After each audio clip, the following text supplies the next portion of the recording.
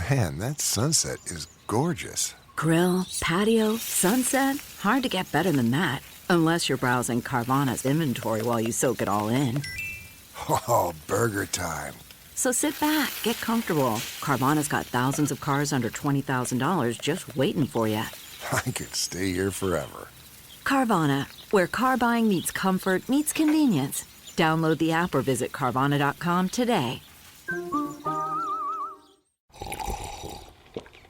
That's not just the sound of that first sip of Morning Joe. It's the sound of someone shopping for a car on Carvana from the comfort of home. That's a good blend. It's time to take it easy, like answering some easy questions to get pre-qualified for a car in minutes. Talk about starting the morning right. Just like customizing your terms so your car fits your budget. Visit Carvana.com or download the app to experience car shopping the way it should be. Convenient, comfortable. Ah.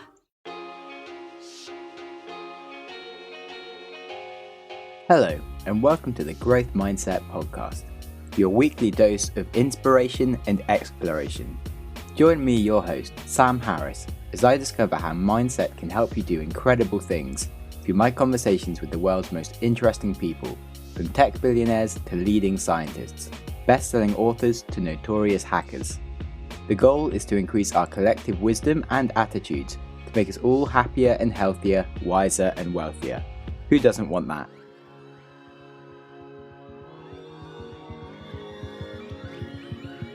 Welcome to my last ever episode of the decade.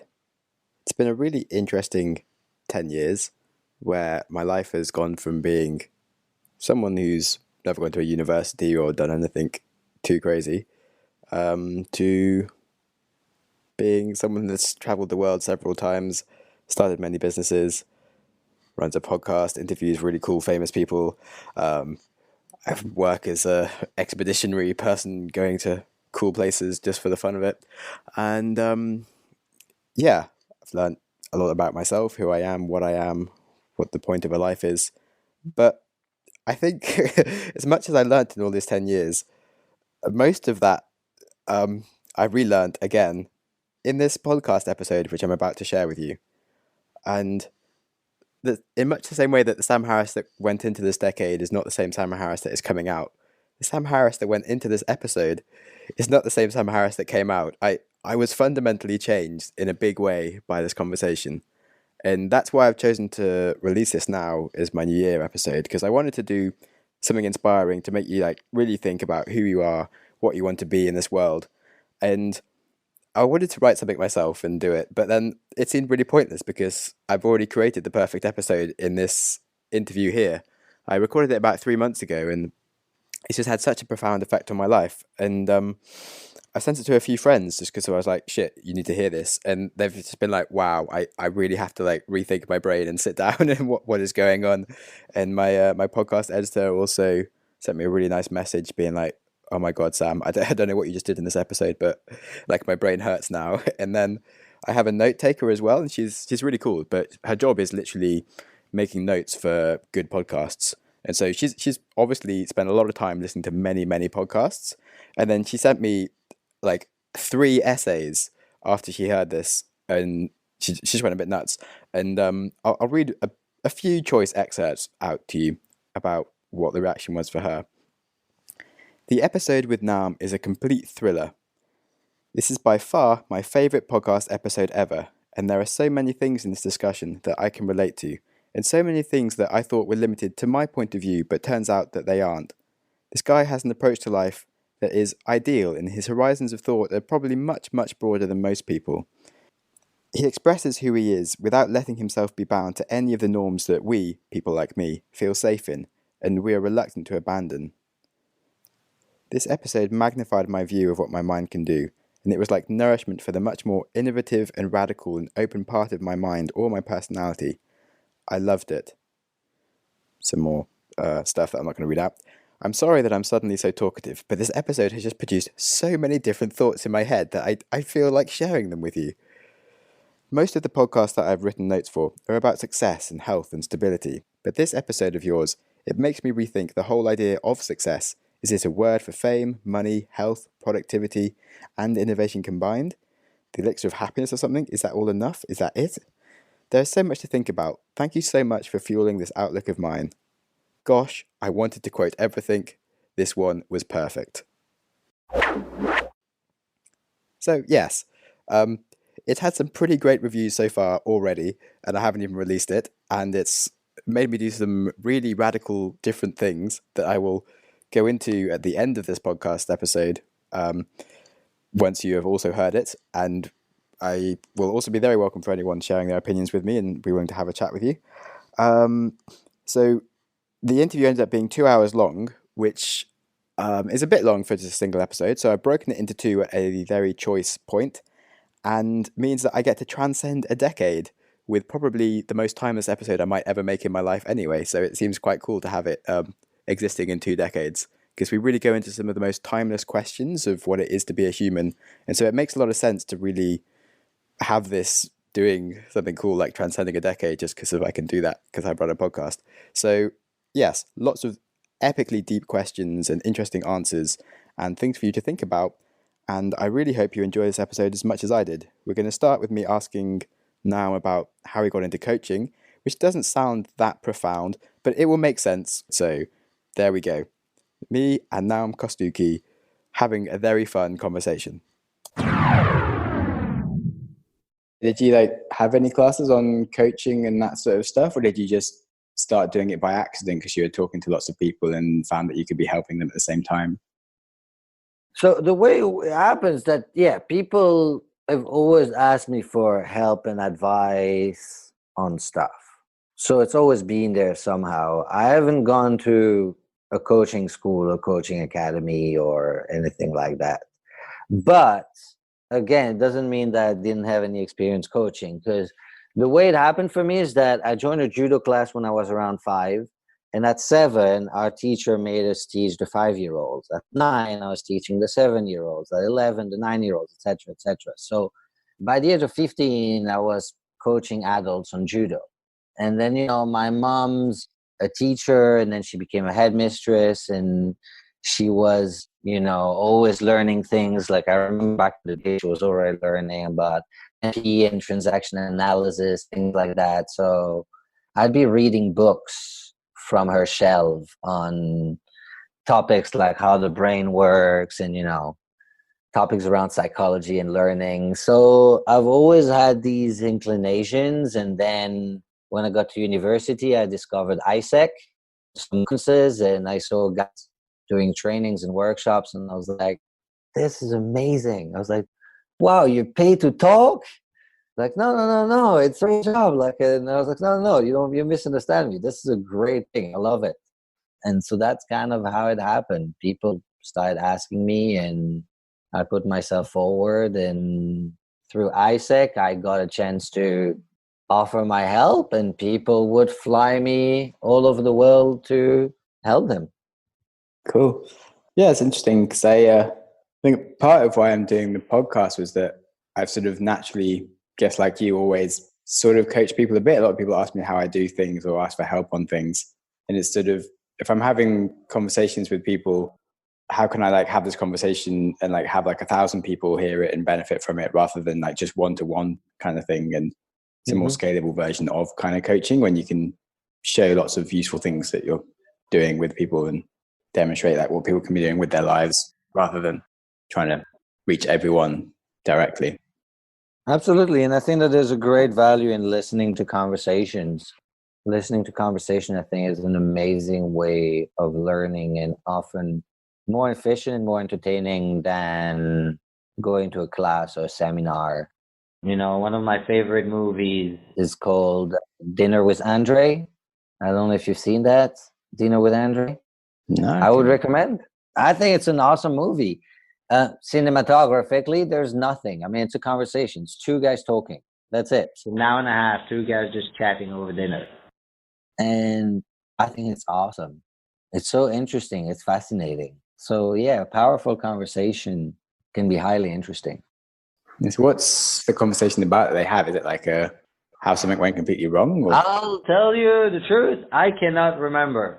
But just remember it being good. I just remember it was an awesome, interesting conversation about life and how one of the 2 guys is changing, and It's kind of putting the other one uncomfortable, and there is that soul of conversation about them, yet sort of changing.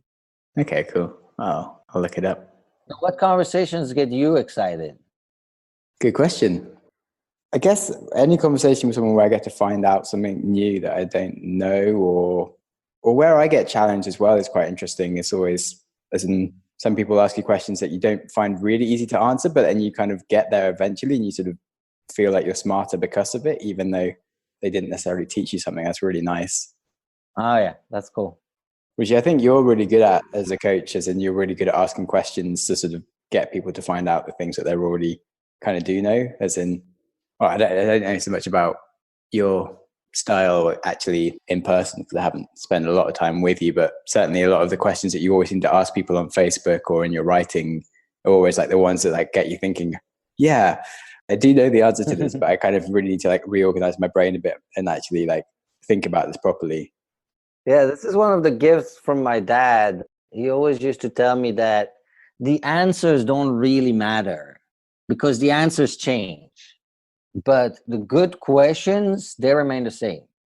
The most important questions in the history of mankind are still the same.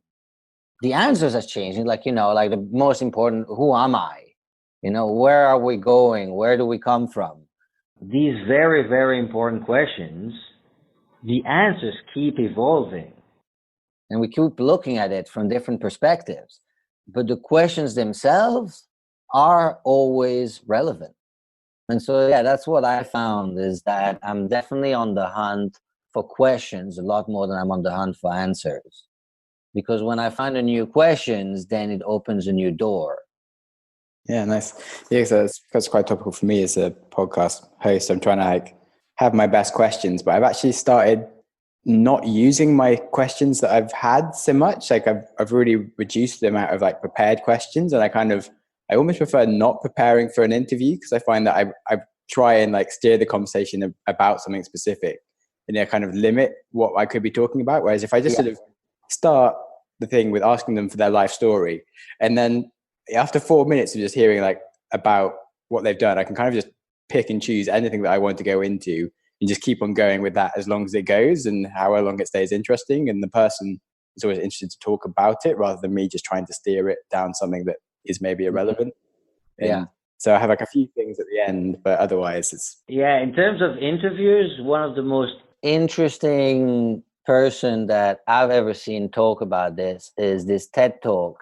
I can't remember the guy. It's called The Art of Interviews. And he has something beautiful in there. He talks about how he's interviewing this woman live in front of an audience. And she's kind of dodging all the questions. And it's kind of a little bit of a, cat and mouse kind of game. And at one point he asks her, he says, what was it like not being a beautiful woman in, the entertainment industry? And he said that when he asked that question, the room went silent because everyone was like, holy shit, how did he ask that question? Like, you can't ask that. But he said at that moment, she opened up and suddenly they had a real conversation. And now they weren't playing the cat and mouse game anymore. They were really talking about something meaningful and deep and powerful. And he said that when that happened, he learned really that he's on the hunt for the question that people want to be asked, but nobody ever dared asking. And I thought that was such an interesting way to look at interviews and to look at questions. Yeah, that's really good. That's kind of, I've certainly found that a few of my interviews haven't gone perfectly, where I've asked some sort of interesting stuff the whole time, but I've never quite found like the perfect question to get them to unravel. Whereas some people I kind of have, and it's just completely changed the tone of the interview. It's just kind of flipped into something just super interesting and hasn't necessarily stayed on specific topic of what I wanted to talk about beforehand, but it's just gone into something that they've been super passionate about. And like the next half an hour has just been really, really fascinating. And yeah, it's definitely when you can find the right question for the right time and person, it's really nice. But it's awkward when you've got someone that hasn't got a lot of time and they're really famous for something and you want to kind of talk about that. And yeah, it's a hard one. And then you talk about the obvious. And I think that's kind of often the mistake, is to talk about what's obvious and what everybody already sees what's in the light. I think that what's interesting is what's under the iceberg.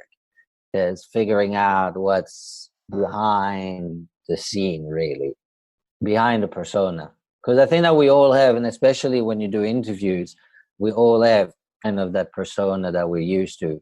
And I know I hear myself when I talk in an interview, or when I talk on camera, when I talk at a conference, how my voice and everything is different than when I talk with my friends.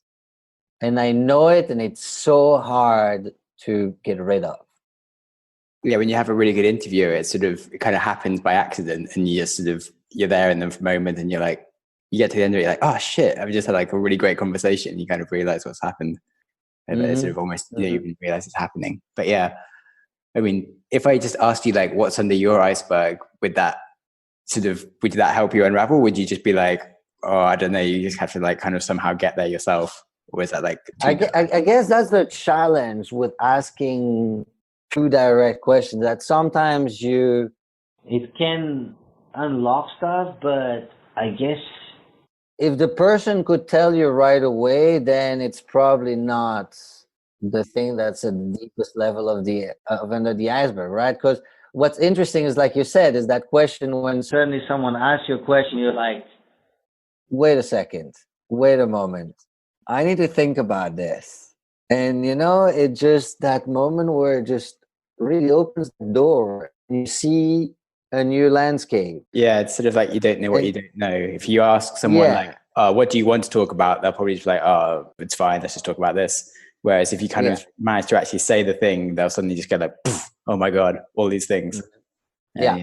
And the same way, about interviews, another thing that I heard from someone is, at the end of the interview, keep the camera rolling. Because it's at the end of the interview that people say the most interesting things, when things are over. That's when suddenly people are like, okay, and now they're talking. Yeah. So that's another one. Because it's hard to know what you don't know, and it's hard to know what's interesting for other people. And I found that for myself, that in everything I've done, what I find the most interesting and the most amazing creations of mine often are not what people like the most. And I've heard a lot of other artists and creators who say the same thing. Yeah, it's definitely, as in, people kind of, when I'm interviewing them, seem to think that they should be talking about one thing, and then they'll be talking about something else. That like, oh, this probably isn't that interesting. I'm like, well, this is the best thing that we spoke about the whole time. It's kind of silly. You don't realize that the most interesting stuff is the stuff that you're like, oh yeah, well, whatever. Yeah, I just do. Yeah. Often it's the stuff that you do like every day that seems like completely normal to you, but like no one else in the world does that every day, and like it's pretty crazy to imagine that someone's doing that all the time. And these weird things that you like are just completely used to. Yeah, it's quite fascinating. Absolutely. Anyway, it's back to coaching and yeah, I guess you. So I've heard about like you doing judo from a early age, but what else were you interested in as a child? What was like the foundation of Noam? Where did you come from? I guess the foundation from a learning perspective is really everything. I mean, I was always interested in everything. Like, I was never interested in being the best at any one thing, but I was always interested at getting good at everything. So I always wanted to be just good enough that I can do that thing and be like, oh yeah, I can kind of do that, And that people look at it and they're like, oh yeah, this guy knows how to, I don't know, play the piano, or it's like, oh yeah, wow, you can do a few tunes, and just do a couple of tunes, and people are like, oh wow. So that's kind of, I guess, a lot of the foundations for me. My parents must have been very ADD themselves, because I did everything, art, sports, scouts, I did social activities, we traveled. I went to schools with super rich people. I went to schools with super poor people. I had all sorts of weird and diverse experiences. And that's really been the foundation of everything for me, is this idea that every time I would travel into a different group, in a different activity, in a different circle, the rules were different. Some things were the same and some things were different.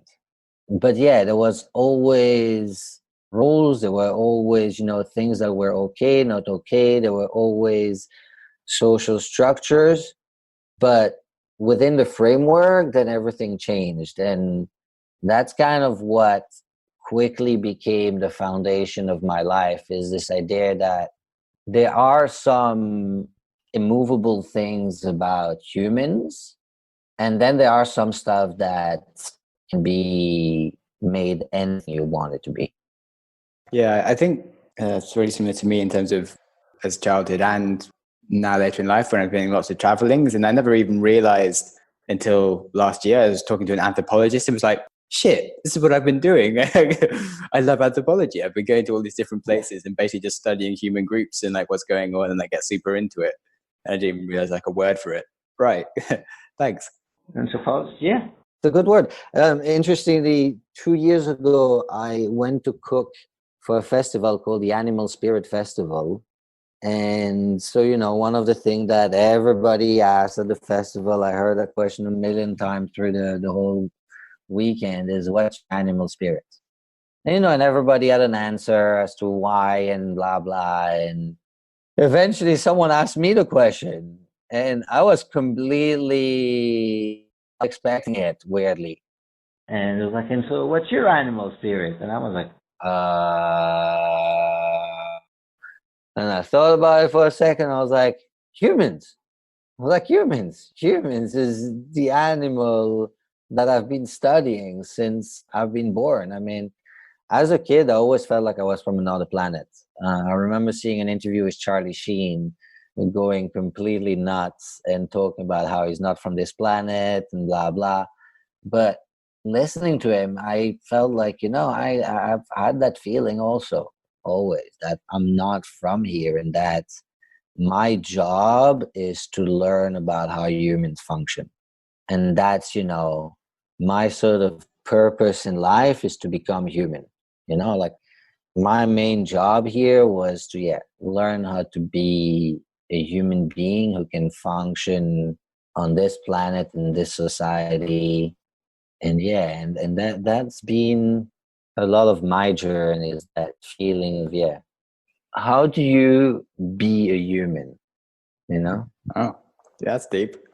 But yeah, again, I kind of guess I sort of relate to that, as and I didn't used to talk a lot when I was really young, and I definitely spent more time just asking people questions and studying them, partly because of like a self-defense to stop them from asking me questions, because I found it very difficult to talk, but also because I was just quite interested, and didn't really matter what I could say about myself anyway. I was just interested to see how people work and what was going on, and would sit there kind of feeling like I wasn't really like another normal human, and was definitely more interested in like observing what the hell the rest of these weird people were doing. And yeah, it's kind of funny to hear. Yeah, so on that subject then, how have you integrated what you've learned into how you are, as in how have you become more of a human and found your place on the planet? Okay, how do we get there? So one of the immovable things that I've discovered about humans is that there's social rules and social structures everywhere.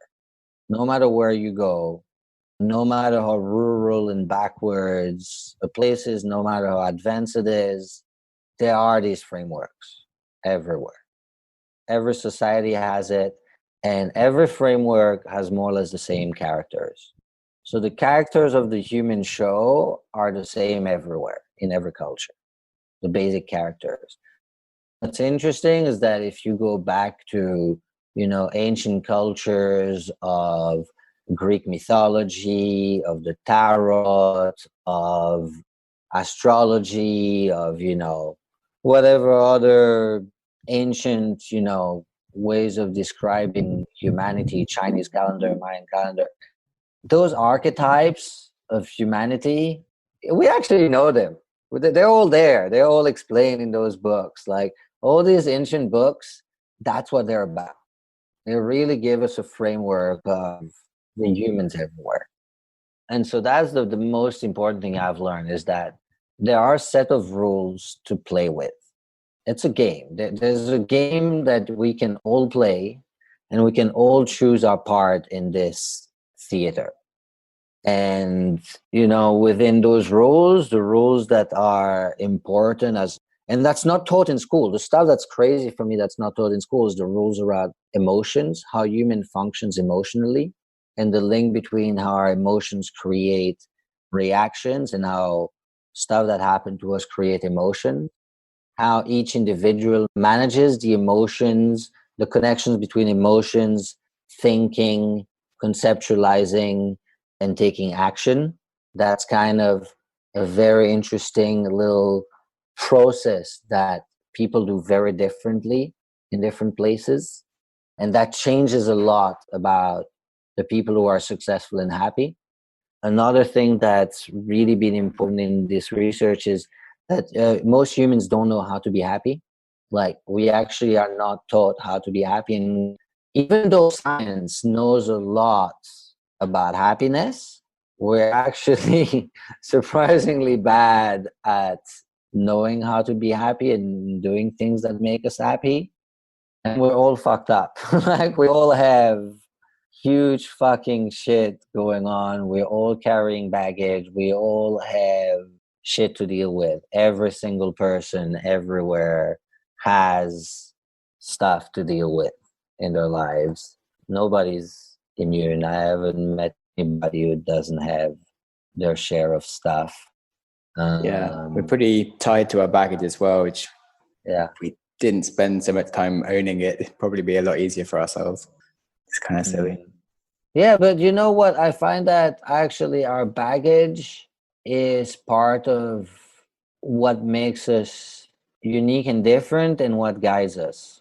I think our baggage is actually a very good guidance, because our baggage is what frees us, you know?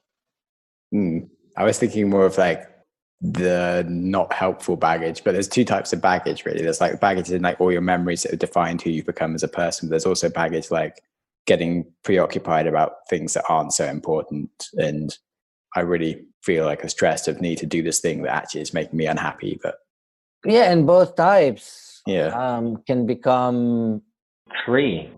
Once you learn how to use them to free yourself, then they become an opening, and then they become a source of, again, a new door opening, something exciting. And so I find that looking at the baggage, it's a great way to look at where to go forward. yeah, definitely. Well, a lot of things I want to unpack from that. I still don't feel like I've quite understood how you have now used this to to find yourself. Become a But then I kind of, human. yeah. Okay, that's okay, yeah. So I didn't get there. Okay, so let me try Good to. preamble. It's definitely like No, no, useful no. Okay, context. okay, okay. We're gonna get there. We're gonna get Yeah. how to be human. I guess how to be human is to not try to be perfect. I think that's been, I guess, one of the important things. Not trying to be perfect. I think that one of my biggest mistakes as a kid was trying to be perfect. And other kids always hated that, and adults also hated that. And I hated it too, actually. Trying to be perfect all the time. It's not very human. I think that one of the most amazing things about humans is that we're not perfect. And actually, it's probably the one most unique things about humans compared to anything else in the world. Like, if you think about it, you know, plants are all perfect. I mean, you wouldn't think of a plant not ever being perfect, because it is the way it is. Same with animals, they're the way they are. The universe is perfect the way it is. The only entity that has the privilege of not being perfect and making mistakes really is humans, I think. You know, the concept of a mistake, of something being wrong, is very human. It's the most human thing, because God is perfect. Humans are the only piece of creation that make mistakes and can be wrong. And I think that that's something very underrated about humans, is our ability to be wrong. Yeah, we have this, and we're the only like animal with the ability to really imagine things as we'd like them to be, and have this like this concept of what perfection would be in our heads, to then not achieve it and be annoyed about it. Whereas everything else kind of doesn't really conceive of these things that they can imagine. So they just, things are, they're where they are, and that's fine. Yeah. And yeah, there's some interesting stuff around happiness, around people that have lost their like frontal cerebellum or whatever. I think where they basically lose the ability to like plan ahead or like imagine things, and it's kind of bad, but they're much less anxious and just kind of happier in the moment, and they don't have real concept of tomorrow or like things that they can't imagine, but they're just sort of there and they're like, oh well, this is what's going on, this is fine, and so I'm happy. They don't really get stressed out about like, oh, I need to pay tomorrow or whatever. Well, there was this interesting thing in the show Heroes, where there's a character who talks about the fact that as humans we have two options. Either we live in the future and we live a life of meaning, and a life of meaning is always lived in the future, and it's intrinsically unhappy, because if you live in the future, you live in what can be, and obviously what can be is not yet, and therefore whatever you strive for will never be achieved, because whenever you get there you'll strive for something else. And so a life of meaning is a life of unhappiness versus living in the present and living a life of happiness. And when you live in the present, you're happy with the way things are. And it's a very sort of Buddhist, I guess, approaches, like the guys you're describing who don't have the frontal lobe. They're happy in the present and they don't need to change the future, because the present is fine the way it is. And to me, one of my personal interesting explorations, and that's not really necessarily about being human, but that's about how I can be myself as a human. Maybe that's kind of, I guess, the link. Is that I think that we're all human in the same way. Being human is it's a thing that we all learn to do in one way or another, but then we can all learn to be unique and different and to be ourselves and find that's something that somehow resonates. And for me, it's the integration of opposites. It's how do you bring things together that shouldn't be together? And these kind of situation of, a life of meaning in the future and then happiness versus a life of happiness in the present and no change. How do you bring these two together? And how can you live in multiple realities at the same time? And that's another really cool thing, that humans can do that. We can live in multiple realities, and that for me is freaking awesome. Is there something that interferes with your happiness or is preventing you from achieving your goals? Well, maybe you need some better help. And conveniently, BetterHelp quite literally exists in the form of an app called BetterHelp. So, counselling from a licensed therapist is just a really good idea. I can't tell you how helpful it is to unpack your problems confidentially with another human instead of bouncing around your own mind, often making things worse for yourself. So I'm delighted to be both using and promoting BetterHelp, the app. Basically, it's an online counselling app where you get matched with a qualified therapist of your choice. They have over 3,000 licensed therapists, and you can specify your requirements to get a therapist perfect for you and your problems. So whether you're depressed, angry, anxious, suffering from trauma, if you only feel comfortable with like a gay, black therapist, then you can put that in your preferences and that was what you will get. So you can talk over text, chat, phone or video at times that suit you and get started in under 24 hours. It's available on most normal electronic devices where you can schedule in calls weekly pretty much. And financial aid may also be available to those who qualify, so it's really worth investigating. But if not, you do still get a good deal with 10% off using the code Growth Mindset. So why not get started today? Go to betterhelp.com/growthmindset. Simply fill out the questionnaire to help them assess your needs and get matched with a counsellor that you'll love within 24 hours. That's betterhelp.com/growthmindset. We can live in multiple realities, and that for me is freaking awesome. Yeah, okay, cool. I think I get what you mean, but could you define what you mean by multiple realities at the same time?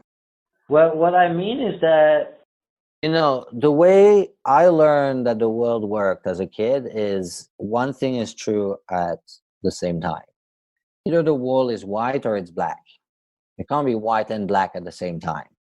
But there are certain things that can exist at the same time. especially in our mind when it comes to who we are. And so, for example, let's take one of them in terms of career, to take something very simple. Before it was very simple. You used to be an engineer. That's what you are. You're an engineer, or you're a doctor, or you're a lawyer. Today, you're what they call slashies, which is that you're multiple things. You're an entrepreneur slash a photographer slash a coach slash a writer slash this slash that. So you have multiple identities at the same time. Well, if you take that to another level, you can have multiple beliefs at the same time. So, for example, one of my current research now is around gender identity and gender expression. And I see myself both as a straight guy and as LGBTQ and queer. And I see these two realities existing in parallel. I see myself as a man and as a woman at the same time. And so I've been exploring with these kind of questions and these ideas of how can you be multiple things at the same time, and how can you live with multiple identities and in multiple realities at the same time. And it comes the same when it comes to political issues, to important conversations, how to experience the multipleness of realities around the topic simultaneously. Does that make any sense? Yeah, it sort of makes sense. I definitely agree on the whole sort of general philosophy that things are never so binary as we might expect them to be, and everything is more like of a shade of grey rather than black and white. But then, trying to wrap your head around some of those things, like sort of being a straight guy, but actually not, and things like that, sort of can sound a little bit like off the wall, hippie, crazy. But then it's often these things that are kind of, you need to kind of reach a level to kind of unpack and then like understand it. Whereas if you just sort of come through it from like what you're used to, you might never quite actually understand it. But once you've sort of been there, you suddenly kind of get it. Like, when you look at an illusion and sort of it just always looks the same, and then suddenly you can kind of actually see both at the same time, and you can kind of just swap in between it. It's suddenly like, oh, I totally get it. And that's exactly it. And that's exactly the image I have in my head. Exactly. It's the image of the old lady and the young lady, or the duck and the rabbit. And you see one, and then people are like, no, there's an old lady. And like, no, it's a young lady. And then eventually you see the old lady, and you're like, oh, fuck. How did I not see that before? And the two can live at the same time. And you may not necessarily be able to see the two at the same time, but you know that they both exist at the same time. And for me, what's interesting about that is that by learning to do this, and this is kind of the most interesting thing I'm learning now about being human, and the interesting things about being human is that, that gives a multiplicity of human experience, which is that you can experience the world as different people at the same time. Because you can see a topic, like you see, for example, let's take something easy, like Donald Trump. It's very easy to look at him and be like, oh, fucking asshole. Or look at him and be, oh, yeah, I love him. For me, what's interesting is to look at him not just as one, like, linear perspective, but can you see him in 3 dimensions, in full 3 or even 4 dimensions? Can you see him for the multiplicity of angles at the same time, and see the multiple realities that are happening in parallel? Because for me, that's like living your life, in the way we used to, which is, just like I'm Belgian, I'm an engineer, I've got a wife, I've got a kid, I go to church, I do this, whatever, I live my life, I do my thing, and that's me. Versus looking at life as, oh, there's this situation, here's the world, well, I'm part of all of this, and I understand the range of perspective I can look at this from. I mean, it's like going from black and white photography to do it to to watching, like a full screen, like video, definitely. 3D fucking thing where you're like, holy shit, this is so much better. I mean, why were we looking at these crappy little drawings before? This is much more fun. So for me, that gives richness to the human experience. Yeah, that's really cool. That's something I definitely kind of got from did like a 10-day Vipassana, and you suddenly Oh yeah. get like a lot more out of your own brain and just start to think about like the world a bit more and get a lot more different perspectives on things. Like we have the analogy of like 10 people trying to draw an elephant, but they each like view him through a different keyhole, and like one guy draws a foot, one guy draws an ear, and they're like, oh, this is an elephant. And the other goes, no, the elephant is like a tail. And like none of them really have a concept because they're never really looking at the whole thing. But then you kind of realize that, yeah, like Donald Trump, he's a father, he's a husband, and he's like a guy that's just trying to sort of fix some of his own problems. And he was a kid at one point who the same newspaper of what you hear about him, then yeah, you're only going to think one thing. Yeah, and at one point that guy was a kid, Yeah. At one point he was a kid who just wanted breakfast. Definitely. All he wanted was for his mom to give him something to eat, and and we all get there, and we don't operate in vacuums. And that's the other thing about humans, is that as much as we sometimes want to, we don't operate in a vacuum. And I think that's probably one of the biggest mistakes we make as humans when we think of ourselves, from my experience, is we either act as if we operate in a vacuum and everything is our fault and it's all down on us, or the exact opposite, as if, it's the environment that's responsible for everything. And again, two realities which are, I think, both true and both coexist at the same time. Yeah, that's really something that's been like in my head a lot, actually, as in, yeah, definitely are both completely true, as in you're completely dependent on your environment, as everything that you do is because of what's happening to you and around you. But then everything that happens is kind of controlled by you, because if you can sort of define what environment you're in, you can kind of interact with it to change it. And yeah, it's definitely a double reality, as in if you just, And that's what I mean by living in multiple realities at the same time, is how do you live your life not having to choose one or the other? And I think that's for me the most interesting thing about humanity today, is that we are time in history where humans can do this. Yeah, it's a really interesting place, isn't it? Yeah.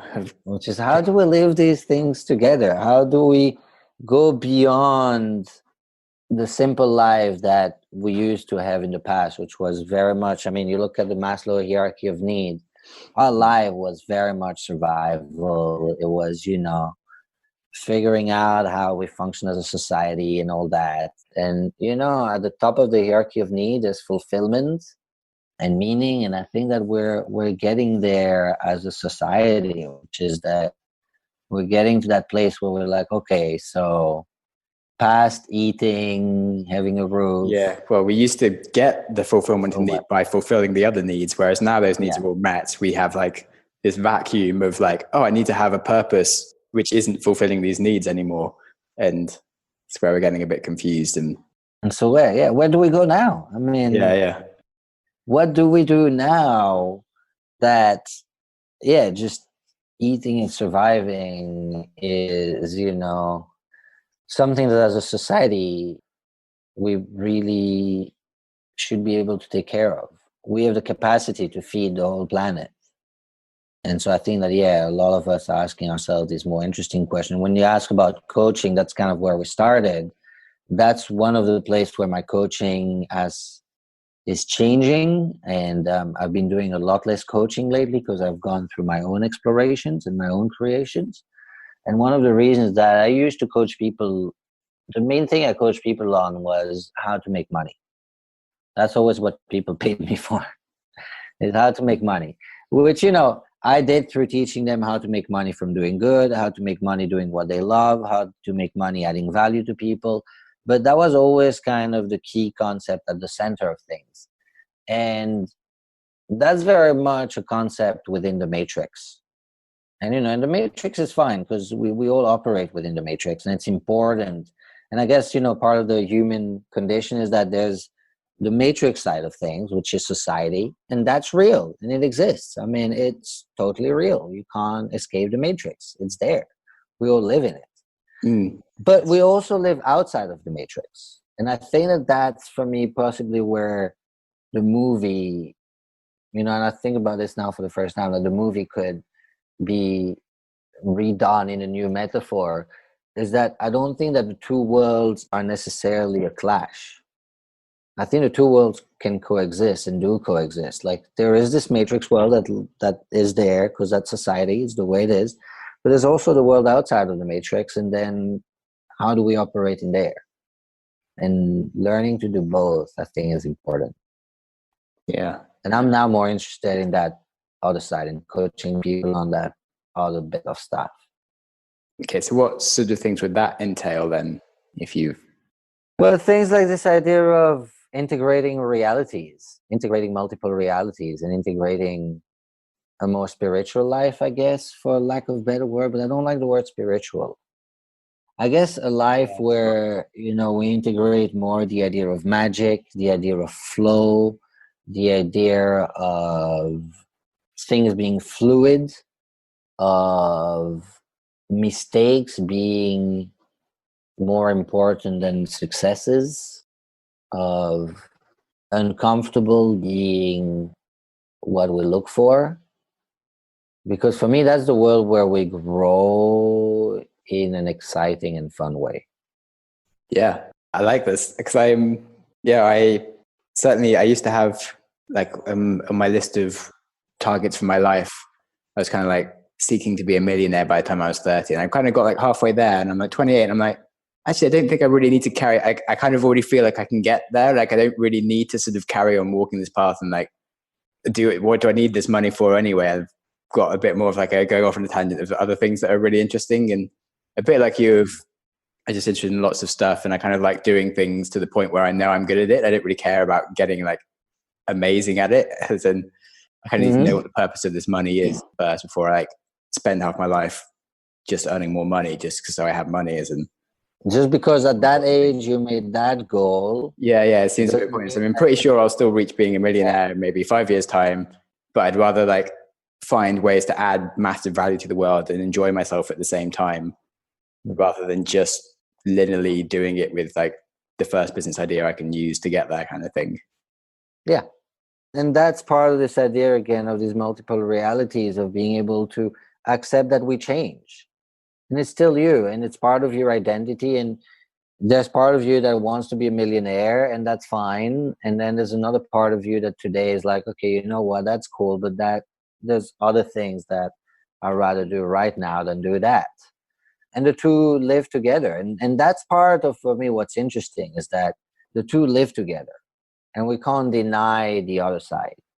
Because there is a part of us that wants to live in the matrix. There is a part of us that still wants to make the money. There's still a part of us that wants to look good. There's a part of us that want, Yeah, definitely. And I think it's important to learn to do this, because that's what I see with the hippie people, because you talked about the hippie world.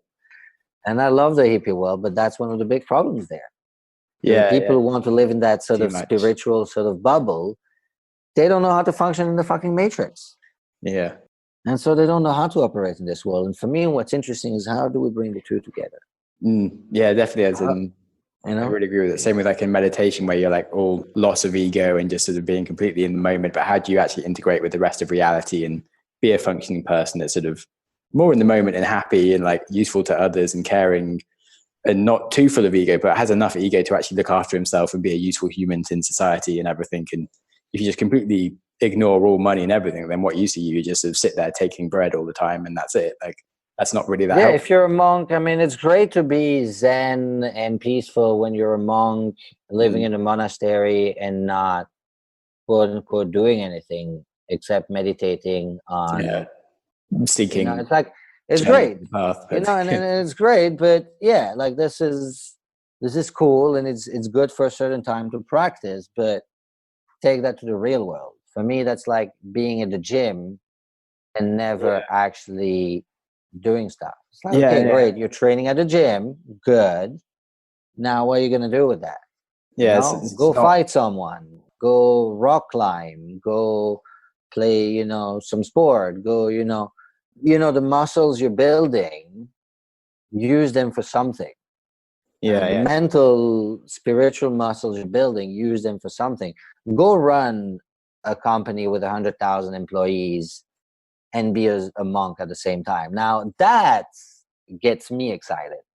Yeah, definitely. That's the world I want to live in. You know, that's what I want to see. It's people who integrate worlds together, integrates things together like that in a way that you're like, holy fuck, like I didn't think that these two could work like that. That's what gets me fired up. Yeah. It's sort of like, you may as well just go spend the time just playing computer games, being in your own matrix, because it's just the same as playing games in your head of what you should be doing in life, as it is playing games on the computer, really, when you're sitting and meditating the whole time. But so, like you said, you've had like these 5 years out to just kind of live in Costa Rica and be slightly more out there in your lifestyle. Because yeah, the last time I spoke to you, you were like wearing your suit and had like a sharp haircut and things, and now, you know, beard, hippie bun, no shirt. Definitely got the beach lifestyle and things. So you're still combining that with coaching people and being like an integral human and running stuff, or how are you living a dual reality? So yeah, I integrate, you know, different lifestyles together. So I live a very hippie lifestyle. I mean, I'm barefoot every day, topless, and you know, I live in the countryside, in the jungle. I'm surrounded by monkeys, and you know, I've got a dog, 3 cats, and it's all like supernatural and hippie kind of bullshit kind of stuff. You know, my neighbor has a plant healing retreat center. My other neighbor makes kombucha and smudge sticks and a natural like smoking blend, you know, so like natural herbs, and you know, everyone's definitely super hippie and all that. But at the same time, here I run a fine dining restaurant. So I started 2.5 years ago, a fine dining restaurant that's now #1 on TripAdvisor for the region. And that was selected by Open Table as one of 25 dishes to travel around the world for out of 40,000 restaurants. So I run this really high-end restaurant out of my home where people eat on a picnic table, a dinner that they pay $145 per person for.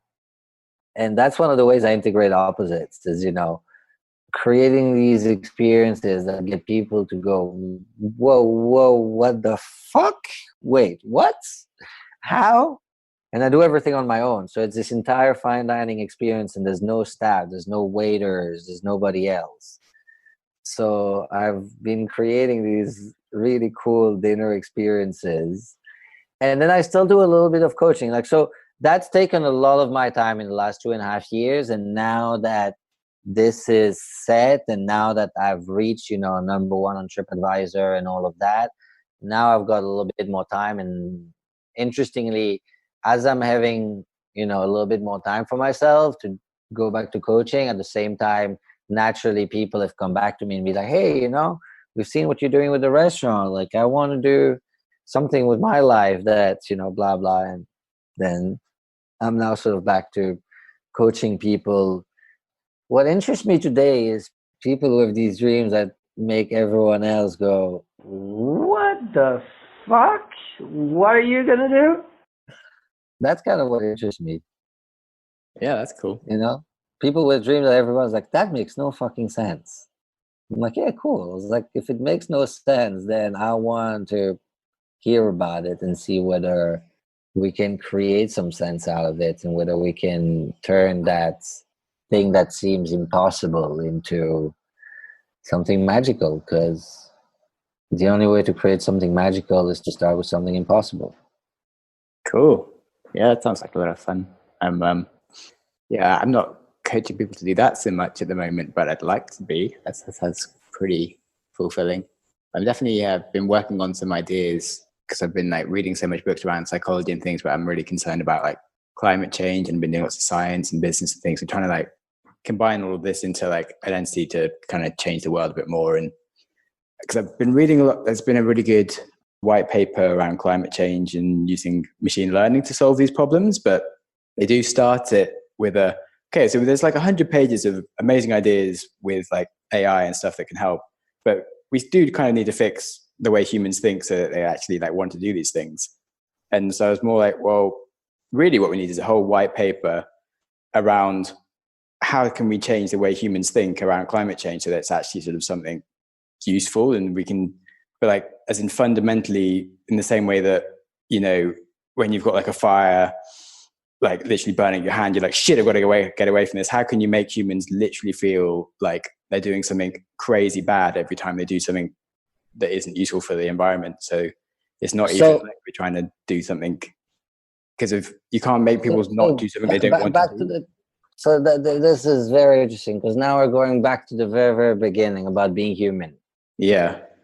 That's the problem about a lot of science and a lot of how politicians work and AI work, is that it's about if we can change humans. Yeah. The point is, humans are the way they are. And so it's not if we can change the way humans think about climate change. I think the question is, you know, the more powerful question is, how do humans operate, and how do we work with the way humans function in a definitely. way that's best for the climate? Because humans operate the way they operate. We're not going to change the way humans. Yeah, so that's, I'm not trying to change that, but I'm trying to sort of fundamentally, so going through analysis of what are the ways that humans think, how can you sort of change behaviors and change environments to change the way people think, to then implement these two like things together around climate change. It's still about how do you change how people think. But you see what I mean? Not changing the way like a human brain actually works, but changing the thoughts that are going into it so that the thoughts that come out. So like, for one example, like, so there's just the word carbon dioxide. It sounds really boring. Or like my carbon footprint, it sounds like a fossil. It doesn't sound something that's like the most important thing in the planet for me to be dealing with. It's just like a piece of boring thing that happens to be associated with me. So if you had like a word for carbon dioxide instead that was like toxic mega killer death or something, or like kilotron, you'd be like, okay, actually that's something kind of bad. I probably shouldn't be emitting a load of kilotron. That's sort of, it's like actually named as something stupid, and I don't want to be telling my daughter that I just emitted like a ton of kilotron today because I wanted to take a flight to Berlin for the weekend. You know, you sort of actually have to start taking ownership of it, and like, should there be a tax on this thing? Okay, yes, there probably should be. Do I want to know how much there is on each item that I buy? Yes, I do actually. And like, how can we actually sort of change like the environment slightly to make the thinking the right way? Not actually changing the way humans think, but changing the things around us that affect our thoughts in the first place. Yeah, perfect. That sounds to me a lot more interesting in the end. So that to me sounds more interesting, because that's in line with what I'm talking about, which is using the way humans function to help them make their lives better. So accepting things as they are, and like seeing how we can work with that to change things, rather than saying, oh, humans are bad, let's make humans like nice, because you can't just do that. Like, no, it's like if humans care, then they take action. Like, why is it that they don't so it's care? trying to like, the name sucks. So let's make it a name that's more exciting, because humans respond to a powerful name. Yeah, exactly. And so if you think of like currently, like human does his things, and then there's over here, there's climate change. There's like a whole bunch of stuff in the middle that you don't really understand that results with this other thing, but somehow making the direct link that you can see exactly when I do this action, there's this really bad thing straight away, and just tying it in your brain straight away. So you know when you're doing things that are right or are wrong, and that you want to make the right choice by proxy. So that's kind of like the whole fundamental thing. Or if you think of like even like a unit of carbon dioxide, like a ton of carbon dioxide, I have no idea what a ton of carbon dioxide is. I've never like taken one home from the gas station with me, or like carried it in my backpack. I don't know what it is. I can't see it. I can't perceive it. It's sort of, how can we actually make people know what it is and feel bad about it in these things? And yeah, so it's kind of like an impossible thing, but it's not fully impossible. It's definitely doable. Like there's all like this, the information I think is there, and everything is possible to put together, but it's kind of a hard task. But I think it's a worthy challenge to take on, and kind of more interesting than, I don't know, just building a normal business just because I know how to like make money. Yeah, and it's nice because you've always been passionate about the environment. It's something that's and about like human psychology and behavior. So it's sort of like the two things. And it's interesting to bring them together. Yeah, and to see, you know, how the two operate. I'm actually learning a lot here from living in nature and from plants. From surprisingly learning a lot from plants. Probably the best thing I've learned from plants about how to be a good human is the idea of not being productive. Okay. Because most plants and trees don't produce stuff all year long. They only produce stuff for a couple of weeks or months a year. The majority of the time, most plants and trees don't actually produce anything, quote unquote. Yeah, okay, I get you. Yeah, as in They don't do anything. It doesn't mean that they don't do anything. They actually produce a lot, but they don't make fruits or vegetables. Like, they work on it, they prepare it. So, seeing nature like that, suddenly it occurred to me, I was like, this is weird, because humans in the matrix, as we created it, we're supposed to produce stuff every single day. Every day you fucking wake up, you produce shit. Even on the weekend, Saturday, Sunday, you still got to do shit, because you've got a weekend, you've got 2 days, and you can't just do nothing, because you've got to maximize your time. You go on holidays, you've got to see shit, you've got to go places, you've got to be entertained, you've got to have fun. You always got to do something. Yeah. But trees don't. And I'm like, why as humans can't we learn from that and relearn the idea that maybe we don't have to be productive every day all year long, and maybe being productive 3 months a year, but really being fucking amazingly productive those 3 months a year, and then you spend the rest of the year like a tree, just being more being ready for the next years, and not stressing out. resting and relaxing. And Definitely. That's super. That's definitely what I've just been kind of thinking about this last week when I've been doing this boot camp of been trying to optimize all my trying to get up a few hours before things start and do some things, and trying to optimize my lunch hour, because it's 1 hour. If I did just working on my handstands or just doing memory exercises for that hour, I could be super good at that by the time I finish the boot camp or something. And then in the evening trying to do lots of stuff, and I'm actually, wait, why am I doing so much stuff? I'm already doing quite a lot already whilst I'm on a boot camp. Do I need to be constantly producing and always getting better every single second of my hour? Probably not. I could be hanging out and just having a nice time with some of the people who are on the course, and observing some more of the people and getting into Israel and things. Or I could just, I don't know, chill out, go for a run, just enjoy myself. And it's just a huge weight off my shoulders. I'm just fuck yeah, I'm being stupid. Stop worrying so much and trying to do everything all the time, and just kind of enjoy myself. I'm already doing 90% of what I need to be doing, and that's probably more than enough, and it's fine. And I think that this is that thing about, these multiple realities. It's being okay, but both truths are fine. Both truths are true, that you can maximize your time and you don't have to maximize your time. And now I think that the challenge is that school doesn't teach us how to deal with those questions, because school likes to teach us stuff that are black or white, and doesn't teach us how to deal with, wait, but this is stupid. It's fine to maximize my time, but it's also fine to not do anything with my time. What the fuck do I do now? And it's well, now that's life. For me, that's now life becomes interesting. Now with that question, we've got some interesting questions, which is both are perfect. But then when you're thinking about that, are you being too analytical about it and you're maximizing your meta time by taking time to chill, to say you maximize the time when you are maximizing? And so you're being a massive maximizer from above, if you think about it. Just to be a little bit OTT. But exactly. And that's absolutely. I think that's exactly what happened. And then you go to the next level, and then you go up and you go up and you go up, because because not maximizing is a way to maximize also. Yeah. Nice. Very cool and deep. So backtrack a little bit. I would like to understand a bit more about how you started a restaurant in the middle of Costa Rica just on picnic tables, and without any chef background was able to make amazing sort of level top rated food. Because I've seen some of the pictures and it looks awesome.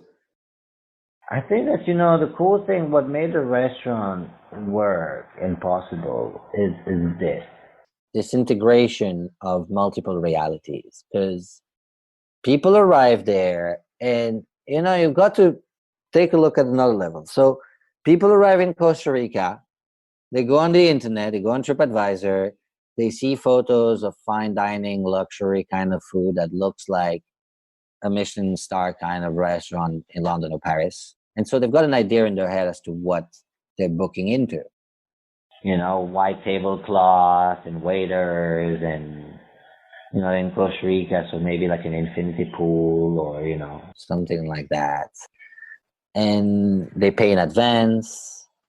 And then they arrive to a wooden house, especially at the very beginning. It was a tiny little wooden house with 2 picnic tables and a guy dressed in shorts, t-shirts, barefoot, a dog, 3 cats. And they always had this like, what the fuck moment. And you could see the stress and the tension. You could see people being like, is this a scam? Like, what the fuck is and that's where that's how it works. And that's how the restaurant has become what it has become, is because people are constantly moved from one reality to another. And so it's a little bit, I've got a lot of friends who do hypnosis. And so I learned about one of the main techniques of hypnosis is the idea of opening multiple stories and not finishing them. And then you finish them all at the same time.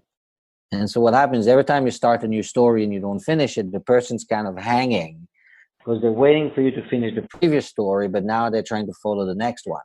And then you start a new story and they're trying to follow that story, but now they're trying to hang out to the last 2 stories. And that's kind of how you create what they call an hypnotic loop, which is, getting people into this thing where they're like, whoa, and they go in and in and in and in because they're trying to keep up with. And then when you close them, suddenly it's like, wow, it all makes sense. Well, if that wasn't an opportune moment for cutting an episode, I don't know where else I was going to cut it. But yes, the second part of the interview carries on where we left off with the rather open loop that I've just created. And we go straight into where Noam is building his own hypnotic loops with the people that come and visit his restaurant and how he's got his restaurant to be the #1 place on TripAdvisor and what success is and how to find that in business and what the point of gender is and how to question your own gender and many other things and kindness and stuff. And yes, we go super deep in the second part of the episode as well. And there's just so much stuff to think about that I am really hopeful that you will ruminate on this over this sort of transitory period as we're going between our decades. It's perhaps a good moment for you to think about where you're going with your life and what you want your life to really be and become. And I really do hope you tune in for the episode next week and try and listen to them together. And it's actually something that I've actually listened back to a few times repeatedly. Just it gets a lot more powerful as you sort of start thinking about what these things are and how to implement them. Because the first time I did it, it felt fundamentally hugely changing, but I didn't go and do some of the things that we speak about in the next half of this episode. But on reflection on them, having some time to ruminate and then listen again, I'm like, shit, I'm actually going to do these things that I've spoken about. So I go a bit nuts. And I'll probably do a third part to this episode where I actually talk about all the things that I've then gone and changed as a result of listening to this episode. I would highly recommend following Noam on social media.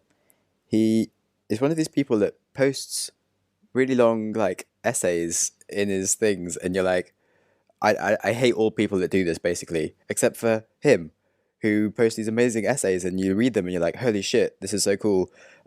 It is really a joy to actually follow him. He's one of those few people that I'm very, very happy to be following on social media, and I'm sure you will be too. So I would recommend hitting him up on Instagram or Facebook or Twitter, just to make your life more interesting.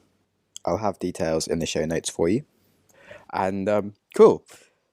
Have a really good New Year's Eve, and don't do anything stupid. You've only got a few days left of the decade. And I will catch you all next week when I have Noam Kostuki again on the podcast. You've just listened to an episode of the Growth Mindset Podcast. If you enjoyed the show, please subscribe on your preferred app and give me a good rating, as these go a really long way. If you are unable to give good feedback right now, try sharing the show with a friend who will, or just wait for the show to improve. If you have any ideas for the show or you just want to chat, then please reach out to me on Twitter @SamHarrisTweets or Instagram @SamJamSnaps. Show notes and other links to topics discussed in the episodes are available at the website growthmindsetpodcast.com. Thanks so much for listening. Give yourself a big hug from me. If you're with a friend, give them a hug as well. And I hope you enjoy your next podcast.